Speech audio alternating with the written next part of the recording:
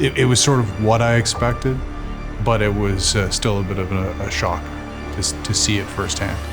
My name is Ruari Nicholson. I was a naval officer in Halifax. I'd served in the Navy for 5 years. Very much enjoyed it, an exceptional experience. But after 5 years, I was looking for something else, something a little more stable, something more predictable, and I was entirely wrong in my choice. I would honestly say up at the front that a career in the service was something that exceeded all my expectations. I started my career in the Navy in Halifax. I then was recruited by the service in Halifax, and I ended my career there as a Director General in 2023. The recruitment process is rather onerous, very lengthy, with many different parts. So I was nearing the end of it in Halifax. I think I was 28 at the time. But what I typically did is I would come in the office in my uniform, and frankly, that's because I didn't have a suit at the time. And nearing the final phase of the interview process, I came in my uniform, and the head of HR came up close to me and whispered, "You know, you're doing really well. You may want to buy a suit." What were some of your first operations? I would say that it's not a question for a lot of officers who join the service. Their expectation is they're going to be thrown into operations rapidly. And I think that was particularly true after 9/11. Their expectation would they be thrown into operations as soon as they join, and that's not the case. There's a significant amount of training. There's exposure to operations at the analytical level, and so that's typically about 3 years of your service when you join after your initial training. And then you're given more advanced training in tradecraft and all of our operation, a full menu of operational, what we would call tactics, techniques, and procedures. I think it's safe to say that the majority of my career was in counterterrorism. And so when a young intelligence officer hits the field, in my case it was in Toronto, it's a question of mentorship. The service wants to give people a sense of what the operations looks like by getting fully invested, and they push them towards the front lines. So there's a question of, you learn by touching the fire. So you hone your techniques, you use the skill sets you see that other officers, we call it the toolbox. So you pick and choose the techniques that you think that would work for you, and then you get to try them out in real time. You mentioned working as an analyst for 3 years. To somebody who doesn't know what an intelligence analyst does, can you explain what that work involves? So at the time, in that first phase of my career, I was working in counterintelligence operations on the Russian file. Frankly, it was a very close relationship with officers in the field. So it was supporting their collection activities, validating, evaluating, and providing precision feedback to those officers. So I actually really enjoyed that time of my life. And as I mentioned earlier, I came into the service looking for a little bit more stability, predictability in terms of having a family life. And that 3 years really did offer it. I didn't know what was to come after that. But in that phase of my life, I think I really enjoyed supporting the officers in the field. And as you can imagine, through that relationship, you're going to learn a lot. You've had some experience internationally with the service. Can you tell me a little bit about the service's international operations? Yeah, I would suggest that just based on the breadth of my career, I would point to 9/11, obviously, for any officer who served of a certain age, a certain generation. Everyone will remember where they were in 9/11 and the impact that had. And I think the ramifications, the impact on the services were really hard to predict at the time. We can look back and say that it fundamentally changed how we did the business, how we looked at the threat. But there's no question that the service pivoted towards international operations. And obviously it was a heavy lift for the service, which had traditionally been a more domestically oriented organization. We had to train a whole cadre of officers. And as I mentioned earlier, in terms of the relationship with the Canadian Forces, that became very close, both in terms of the skill sets that they potentially could offer, but also the skill sets that the service brought to bear. And I think We saw that in Afghanistan in full color. So I deployed to Afghanistan on 3 occasions, at the height of the Taliban resurgence. I was the deputy head of station for the Kandahar operation, so running our shop in Kandahar. What kind of work were you doing for the service in Afghanistan? So the service got involved with the Canadian Forces in support to military operations around the circa 2003 timeframe. And that was pretty close to when Canadian Forces operations were initiated in Afghanistan. Those are very early days. So my role, I was selected in 2006. I had some experience in international operations prior to that, which put me in pretty good standing to be selected to do the role.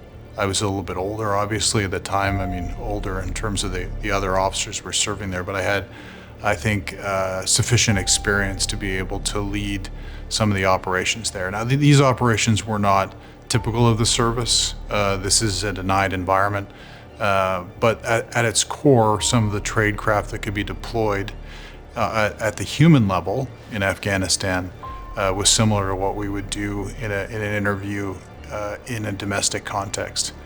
The complexities came obviously associated with the environment, and I think it would safe to say that the service wasn't accustomed to being deployed to those type of environments, but we learned quickly.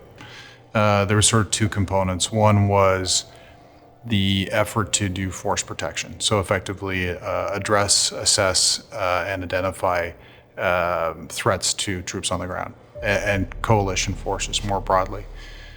Secondly, there was the more strategic level of intelligence collection. So what were future enemy intentions in theater? What were their operations shaping? What could we look at to say this is a predictable element of enemy activity?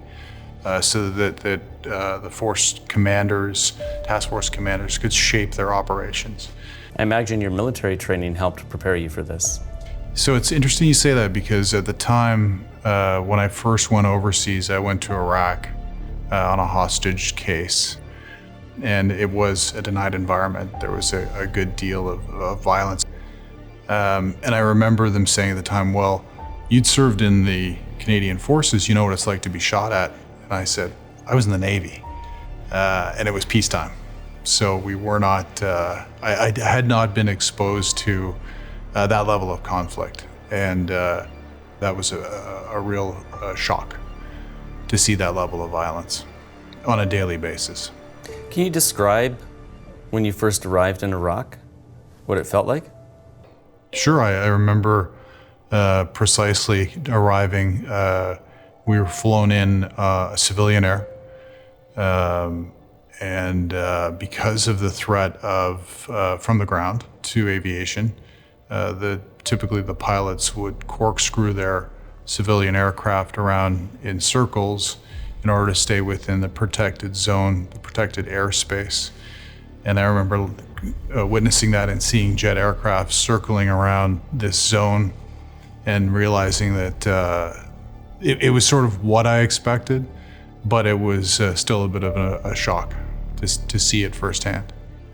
And then obviously landing on the ground, any movements that we had to do on the ground had to be very closely supported. We brought in private security elements, heavily armed, heavily armored. It was a very dangerous time. It took a little bit of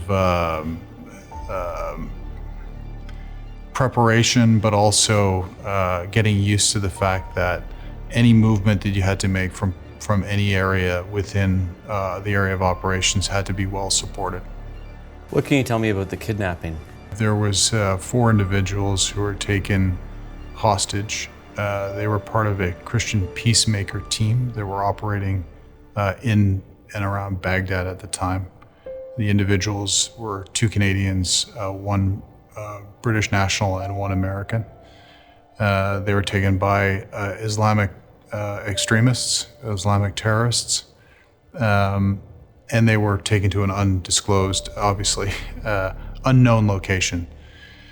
So a Team Canada group that was deployed to Baghdad to operate and to seek to identify their location and undertake a rescue operation obviously within the context of supporting coalition elements. So partnerships there, the fundamental ones were with UK forces, UK intelligence, American intelligence, and US forces. So there was a number of CSIS officers that were deployed to support, again, in the same vein as the Afghan mission, the conduct of human source operations on the ground, and to work very closely with signals intelligence partners. And frankly, I think one of the key takeaways from that operation for me was to identify the fundamental importance of that connectivity between the signals collection and marrying that up with the human source collection. So is it a way of fact checking? Could be a way of fact checking. So you could fact check a source. As an example, we would task a source to be at a certain location to collect certain information, to either observe or to collect details related to an activity. So through comms intercept, through signals intelligence, we'd be able to trace the movement of that source and thus prove the fact that they'd followed the direction that we'd provided. When the hostages were first taken, I hadn't envisioned deploying to Baghdad. But after the hostage case dragged on, these are complex cases which are very resource intensive. I was asked, partially because of my military background, I had some training, advanced training that I'd undertaken. They'd asked me to deploy. So I had probably about 2 weeks to ready myself, a lot of briefings, a lot of consultation with my family. It wasn't clear how long I would be gone when we first deployed. What's the biggest lesson that you took away from the hostage situation in Iraq? The collaborative space that has to occur within the intelligence community. So twofold. One, partnerships are absolutely essential. The business does not move forward if you stand alone. So we talk about the 5 Eyes, the absolute imperative of servicing those relationships. And in the case of Iraq, the level of effort, the support that was provided by our allied organizations was tier 1. And then the second lesson I would say would really be that